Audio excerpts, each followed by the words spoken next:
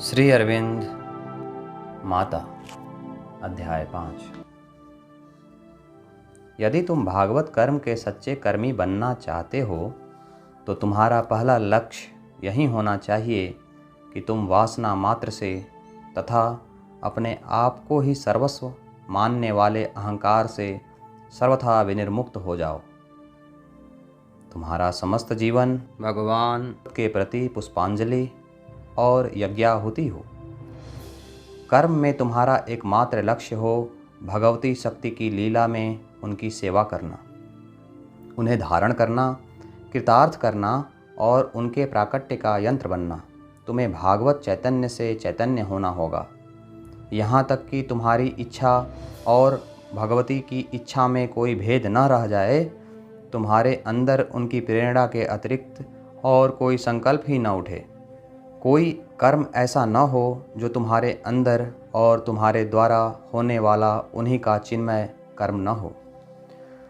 जब तक तुम इस संपूर्ण सक्रिय अभेद के अधिकारी न हो सको तब तक तुम्हें अपने आप को माता की सेवा के लिए सृष्ट वह जीव और देह समझना चाहिए जो माता के लिए ही सब कर्म करता है।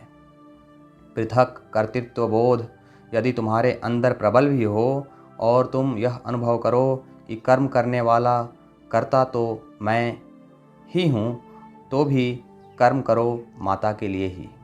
अहंकार की पसंद का सारा जोर, वैयक्तिक लाभ की सारी लोलुपता, स्वार्थैक दृष्टि वाली कामना का सारा निबंधन, इन सबको मिटा देना होगा प्रकृति में से।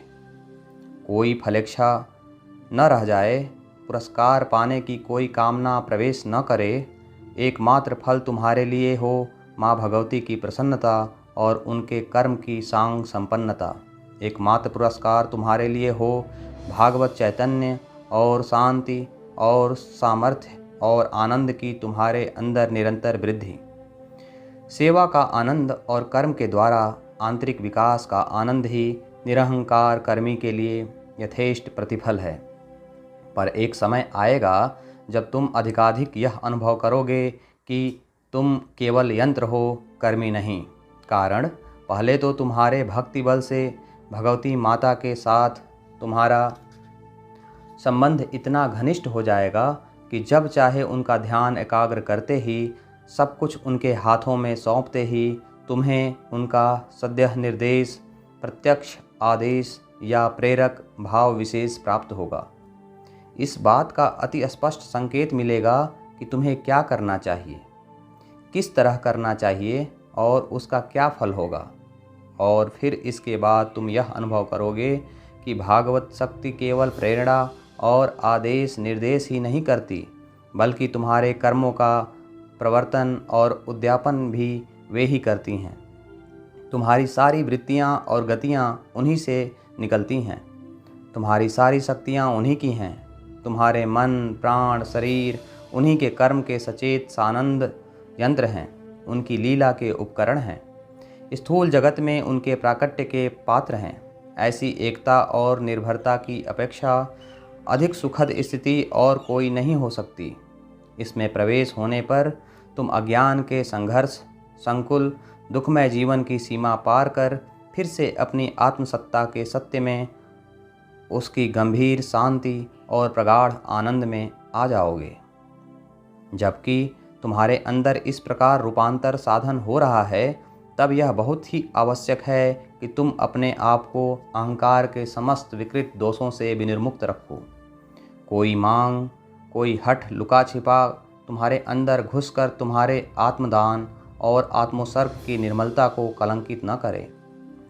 कर्म में या कर्म फल में कोई आसक्ति न हो, अपनी कोई शर्त न हो। जिस भगवत शक्ति से अधिकृत होकर रहना इष्ट है, उस पर अपने अधिकार का दावा न हो। तुम भगवती के यंत्र हो, इस बात का भी कोई घमंड न हो। किसी प्रकार की दाम्भिकता या उद्धतता न हो। मन, प्राण या देह के किसी अंग प्रत्यंग में कोई ऐसी बात न रहे जो तुम्हारे अंदर कर्म करने वाली महती शक्तियों की उस महत्ता को अपने काम में प्रयुक्त कर विकृत कर दे या अपनी ही व्यष्टिगत पृथक संतुष्टि के साधन में लगा दे। तुम्हारी श्रद्धा निष्ठा और विमल अभिप्सा अनन्य गतिक और तुम्हारी सत्ता के सब स्तरों और क्षेत्रों में व्यापक हो। जब ऐसा होगा तब सब प्रकार के क्षोभ और विकार उत्पन्न करने वाली सब प्रवृत्तियाँ प्रकृति से क्रमशः झड़ जाएंगी। इस सिद्ध की चरम अवस्था तब होगी जब तुम भगवती माता के साथ पूर्णतया एकीभूत हो जाओगे और अपने आप को कोई पृथक सत्ता, यंत्र, सेवक या कर्मी न जानोगे, बल्कि यह अनुभव करोगे तुम सचमुच ही माता के शिशु हो, उन्हीं की चेतना और शक्ति के सनातन अंश हो। सदा ही वे तुम्हारे अंदर रहेंगी और तुम उनके अंदर। तुम्हारी यह सतत सहज स्वाभाविक अनुभूति होगी कि तुम्हारा सब सोचना, समझना, देखना, सुनना और कर्म करना, तुम्हारा श्वास प्रश्वास और तुम्हारे अंग प्रत्यंग का हिलना डोलना भी उन्हीं से होता है। वे ही करती हैं। तुम यह जानोगे, देखोगे और अनुभव करोगे कि उन्होंने ही तुम्हें एक व्यक्ति और शक्ति के रूप में अपने अंश से निर्मित किया है, अपने अंदर से लीला के हेतु बाहर प्रकट किया है, और फिर भी सदा ही तुम उन्हीं के अंदर सुरक्षित हो, उन्हीं की सत्ता से सत हो, उन्हीं के चैतन्य से चित हो, उन्हीं के आनंद से आनंद हो। यह स्थिति जब पूर्ण होगी और उनकी विज्ञान तेजोराशि तुम्हारा अबाध परिचालन कर सकेगी, तब तुम भागवत कर्म के सिद्ध कर्मी बनोगे। ज्ञान, संकल्प, कर्म तब सिद्ध, सहज, ज्योतिर्मय, स्वतः स्फूर्त, निर्दोष होंगे। भगवान से ही उनका प्रवाह निःसृत होगा। सनातन का ही वह दिव्य शाश्वत कर्म होगा।